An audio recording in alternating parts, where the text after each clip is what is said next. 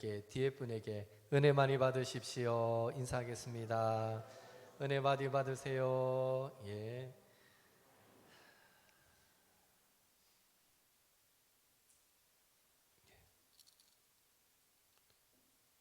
오늘따라 영 침침합니다. 왜 이래 안 보여?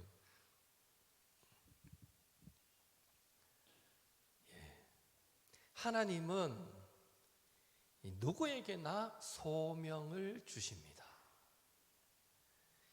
소명을 흔히 부르심이라고 우리는 말합니다. 한 예로 이곳에 있는 우리 모두가 동일하게 받은 소명이 부르심이 있는데요. 그것은 하나님의 자녀가 되는 구원으로의 부르심입니다. 저와 여러분은 구원으로의 부르심을 모두 받으신 줄로 믿습니다. 예. 여기 앉아 계시는데 내가 구원으로 부름 받았는지 모른다는 건 말이 안 되는 거죠. 구원받은 모든 성도들은 하나님이 나를 구원으로 불러주셨구나 고백할 수 있는 거죠. 또한 우리는 예수님을 닮아가도록 하는 성화의 부르심도 받았습니다.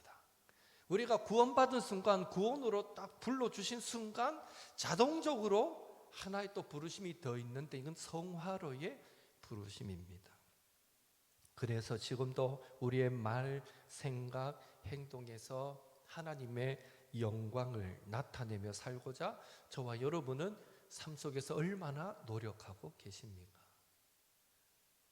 수요일 밤에 주님 앞에 나와 예배하고 기도할 수 있는 것 이 자체가 바로 우리가 성화의 부르심을 받고 순종하고 있는 한 예가 될 줄로 믿습니다. 예.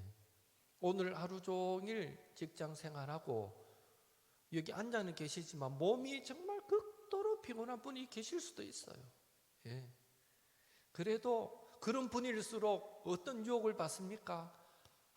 오늘 한 번 쉰다고 뭐 주님이 나를 실망하시겠나? 그래.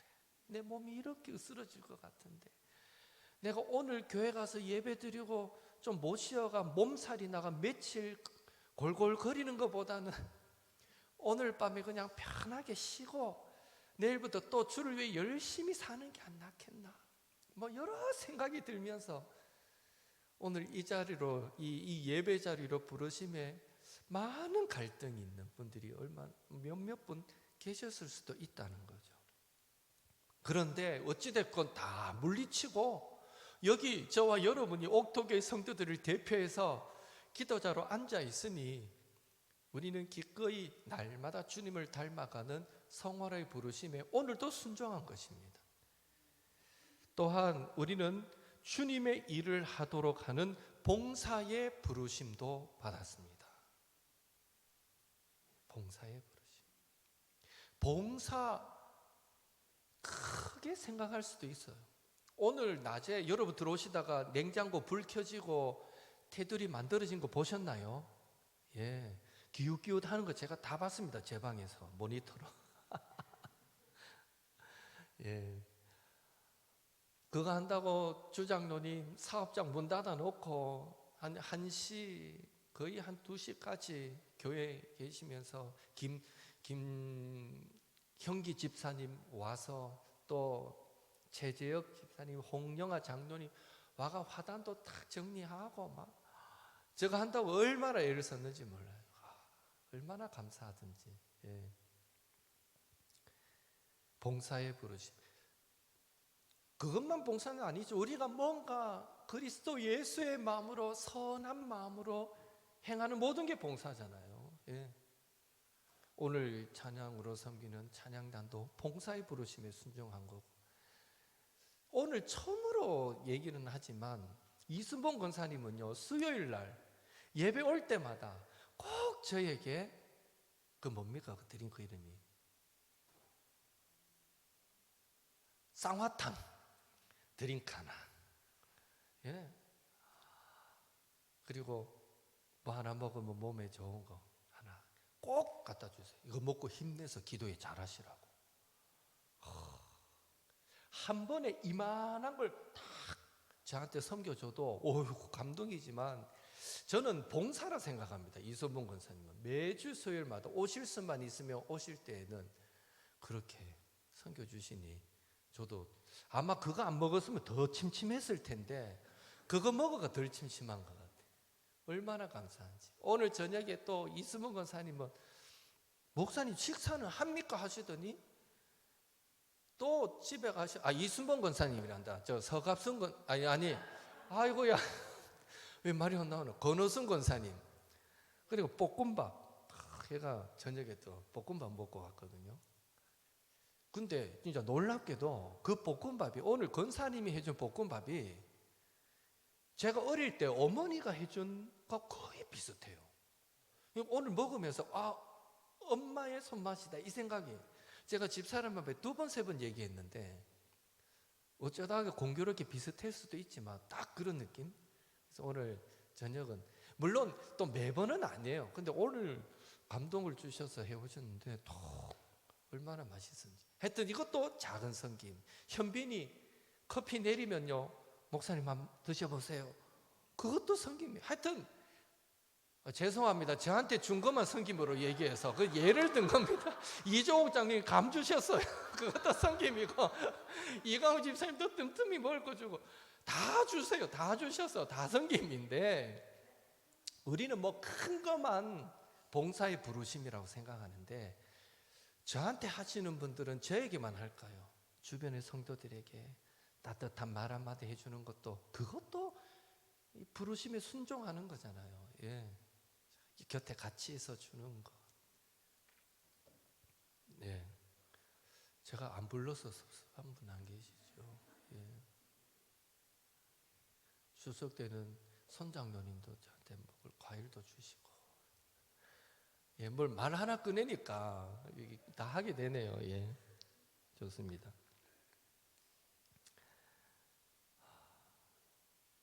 오늘 본문에 소개되는 아나니아도 우리와 동일하게 하나님으로의 부르심, 소명을 받은 사람입니다. 하나님은요, 아나니아를 부르신 이후에 그에게 사명을 맡기시는데 이 사명은 주님이 우리를 부르실 때, 부르심을 줄 때, 소명을 주실 때 더불어 구체적으로 우리가 해야 할 일을 알려주시는데 그게 사명이다라고 이해하시면 됩니다. 부르심 받은 자에게는 사명도 주시는 거죠. 그렇다면 오늘 하나님께서 아나니아에게 맡기신 사명이 무엇입니까? 그것은 예수님을 믿는 사람을 잡아 죽이는데 악명 높은 사울이라는 사람을 찾아가서 그를 위해 기도해 주라는 것입니다. 아무리 사명이라지만 아나니아가 하나님으로부터 이 사명을 받았을 때 순종하기가 쉬웠을까요? 쉽지 않았을까요? 절대 쉽지 않았습니다. 사울로 인해서 핍박받고 죽은 그리스도인들이 한둘이 아닌데 그런 사울을 찾아가라라는 것은 다르게 말하면 네 죽으러 가라 하는 것과 똑같잖아요. 지금 사울이 변화되어서 세월이 지나고 아이고 그 사람 달라졌다 하더라 이런 말이 들릴 때 가서 기도해 주라는 것도 아니에요. 지금 아나니아만 알아요. 사울이 지금 바뀌고 있다는 걸. 왜? 하나님이 가르쳐 주니까. 그 외에 모든 당시의 그리스도인들은 사울이 지금 다메섹 도상에서 빛으로 예수님을 만났는지 안 만났는지 아무도 몰라요, 사실은. 그러니까 지금도 모든 그리스도인들은 사울 이러면 막 두려워 벌벌 떠는 존재예요. 그런 사울에게 찾아가라. 이 말은 네 죽으러 가라 이 말과 뭐가 다르겠어요? 또 사울은 그리스도인에게 있어서는 원수와 같은 자들인데 그를 위해 축복하며 기도해야 한다라는 것도 선뜻 이해가 되지 않을 것입니다. 여러분도 경험해 보셨겠지만 한번 깨어진 관계, 뒤틀려 버려진 관계에 있는 사람을 우리가 용서하고 이해하고 사랑하기란 쉬운 일입니까? 어려운 일입니까? 예. 감사합니다. 우리 이강호 집사님만 어렵고 모두가 쉬운 것처럼 그거 쉬운 거 아니가 이런 식으로 저를 쳐다보시는데 어려운 일이죠. 진짜 어려운 것 같아요. 좋은 일은 잘 잊어버리는데 한번 섭섭했던 일, 좀 마음이 상했던 일은 죽을 때까지 안 잊어져요. 그게 참 희한해요. 그래서 용서도 어렵고 이해도 어렵고 사랑도 어려운 것 같습니다. 나중에 관계가 회복됐다 해도요, 그 사람한테 받은 상처는 또 생각나요. 안 그렇던가요, 여러분요? 여러분은 받은 상처가 관계가 회복되면 싹 지워지고 더 이상 기억이 안 납니까? 관계는 회복되고 잘 지내면서도요, 볼 때마다 그때 생각나는 거예요. 그러니까 이 상처라는 건 정말 지워낼 수 없는 아픔 같아요. 그래서 가능한 우리 성도 관계는 어떻게든 말로나 행동으로나 아무리 작은 거라도 서로에게 상처 안 주려고 정말 우리 노력해야 될 것 같아요. 어떻게든 서로에게 위로가 되고 기쁨이 되는 관계. 예. 우리가 신앙을 가진 사람이기에 마음으로는 기도할 때마다 내가 용서해야지, 내가 참아야지, 내가 이해해야지 하면서 하나님 정말 난 용서하기를 원합니다 라고 기도하면서도 생활 속에 부딪히면 언제 그렇게 기도했냐는 듯이 또 억눌려 있던 그 사람을 향한 어떤 원망의 생각, 부정적인 생각이 쑥쑥 살아날 때가 많은 것을 우리는 경험하는 것입니다. 그래서 한번 뒤틀려진 관계가 회복된다는 건 정말 어려운 일이다 라는 생각이 드는데요, 마음은 원이로되 육신이 약하여 라고 고백되는 한 부분이 그 영역인 것 같습니다. 그런 의미에서 하나님은 지금 아나니아에게 정말 가혹한 사명을 맡기셨다라고 말할 수 있고요, 아나니아가 그 사명을 이루기 위해서는요, 철저히 자기의 생각을 다 내려놓아야 하고 인간적인 감정도 다 십자가 아래에 묻어버려야 했기에 결코 쉬운 일이 아닌 것입니다. 그래서인지는 몰라도 13절 14절에 보면 아나니아는 하나님께 불평 아닌 불평, 원망 아닌 원망을 말합니다. 13절 14절 같이 읽겠습니다. 아나니아가 대답하되 주여 대하여 내가 여러 사람에게 듣사온즉 그가 예루살렘에서 주의 성도에게 적지 않은 해를 끼쳤다 하듯 여기서도 주의 이름을 부르는 모든 사람을 결박할 권한을 대제사장들에게서 받았나이다 하거늘. 무슨 말입니까? 하나님, 지금 사울에 대해서 잘 알고 하시는 말씀 맞지요? 좀 모르고 하시는 말씀 아니지요? 하고 묻는 것 같은 느낌이 들지 않습니까?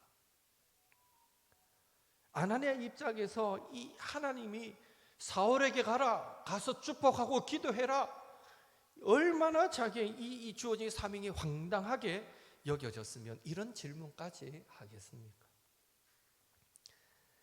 아나니아의 질문에 놀랍게도 하나님은 사울을 이방인과 임금들과 이스라엘 자손들에게 복음을 전하기 위한 나의 택한 그릇이다 라고 소개해 줍니다. 물론 사울이 받게 될 고난도 말씀하셨지만 핵심은 하나님은 사울을 나의 택한 그릇이다 라고 아나니아에게 분명하게 소개해 주고 있다는 것입니다. 하나님의 이런 말씀은 이해하기 힘든 말씀이었을 것입니다. 사울을 위해 기도해야 한다는 것조차도 받아들이기 힘든데 이제는 사울을 나의 택한 그릇이다 라고 말씀하시니 지금도 사울로 인해 핍박받은 사람들의 그 고난당한 소식이 지금도 들려오는 상황에서 하나님이 그 사울을 향해 내가 택한 그릇이다 하시니 얼마나 이게 참 받아들이기 어려운 상황입니까? 그런데 사명자와 그렇지 못한 차이는 여기서 드러납니다. 아무리 생각해도 이해되지 않고 주변 모든 그리스도인들이 아니야, 그럴 리가 없어 라고 하는 그런 말씀이었지만, 일단 아나니아는 하나님이 말씀하시니 순종합니다. 그래서 사울에게 가서 그를 위해 기도합니다. 기도하였을 뿐만 아니라 세례까지 베풉니다. 19절에 보면 아나니아는 원수 같았던 사울이 시간이 지날수록 눈도 밝아지고 강건해지는 것도 눈으로 지켜보았습니다.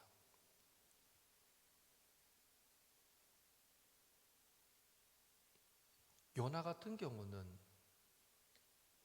순종해가지고 물고기 뱃속에 들어갔다가 나와서 이제는 니느웨 성에 복음을 전하고, 그리고 나서도 뭐 하고 있었습니까? 마지막에 성이 바라보이는 언덕에 이래 앉아가지고, 그것도 그늘진 이파리로 그늘진 언덕에 앉아가지고 망하나 안 망하나 하고 지켜봤잖아요. 그런데 온 국민이 회개하고 돌아오니까 그것 막 열받아가 하나님 앞에 따지고 이랬던 게 갑자기 생각이 나는데요. 아나니아도 정말 인간적인 생각에서는, 제가 아나니아면 그런 생각 들 것 같아요. 하나님이 가서 기도하라니까 가서 기도까지는 하지만, 하나님 이 사울을 축복합니다. 눈이 지금 볼 수 없는데 하나님 그 눈을 열어보게 만들어 주시고, 하나님이 택한 그릇이라 하시니 앞으로 사울을 통해서 크게 일하여 주옵소서 축복하고 돌아 나와서는 저거의 눈은 그만 못 떴으면 좋겠고 인간적으로는 아직도 이게 확신이 서야 가능한 일이니, 아나니아가 저같지 않아서 얼마나 감사한지. 예. 강건해지는 것을 볼수록 기쁘기도 하고 살짝 두려워지기도 하고 그렇지 않았을까? 왜? 아직 변화된 어떤 구체적인 열매들은 드러나지 않았고 어떻게 될지 모르는 상황에서는 분명 그런 마음도 들 수 있었을 것입니다. 이런 상황을 놓고 더 이상 아나니아는 이렇다 저렇다 말하지 않습니다. 아나니아가 경건한 사람이었음을 감안할 때에 성경은 기록하고 있지 않아도 분명 아나니아는 자신의 그 사명에 순종하면서 주변 그리스도인들, 주변 성도들이 갖지 못했던 하나님께서 이루실 놀라운 일들에 대한 기대가 그의 마음 가운데 가득했을 것입니다. 그리고 세월이 흐르면서 아나니아의 그 순종과 기대의 열매가 사울이 변하여 된 바울을 통해서 하나 둘씩 열매 맺는 것을 눈으로 확인하면서 그는 기뻐하며 하나님께 감사드렸을 것입니다. 사명자만이, 순종할 줄 아는 자만이, 하나님을 기대할 줄 아는 자만이 누리는 기쁨, 누리는 감격을 예수님의 제자 아나니아는 맛보았을 것입니다. 그가 정말 이해되지 않지만 순종할 때 이후로 이런 놀라운 영적인 기쁨을 그는 누릴 수 있었을 것입니다. 하나님은 저와 여러분을 주님의 자녀로 부르셨습니다. 이미 구원으로 초청하셨고 이제는 성화 가운데로 부르시며 우리가 더욱 예수님 닮아가는 제자의 삶을 살기를 날마다 기대하고 계십니다. 그리고 하나님의 기대하심, 날마다 우리에게 맡겨주시는 사명 가운데는 때때로 우리의 상식을 넘어서는, 어떨 때는 우리의 희생을 전제하고 우리의 양보를 요구하는 사명도 있으며 또한 용서와 이해를 구하는 사명도 있을 것입니다. 우리의 삶 가운데서 얼마나 하나님 주시는 사명을 순종함으로 잘 감당하며 나아가고 계십니까? 저와 여러분의 삶의 목적이 얼마나 하나님의 영광에 우리는 맞추어져 있습니까? 우리의 신앙생활이 무미건조해지는 것은 어쩌면 우리가 사명자의 삶을 살지 못하기 때문은 아닌지 이 시간 조심스럽게 우리를 돌아보게 됩니다. 그래서 저는 이웃사랑을 실천하기 위해 공유 냉장고가 우리 옥토교회 성도들의 신앙생활을 좀 더 의미 있게 만드는 통로라고 믿습니다. 이제 금요일 개소식을 통해서 실제 운영하게 되는데요.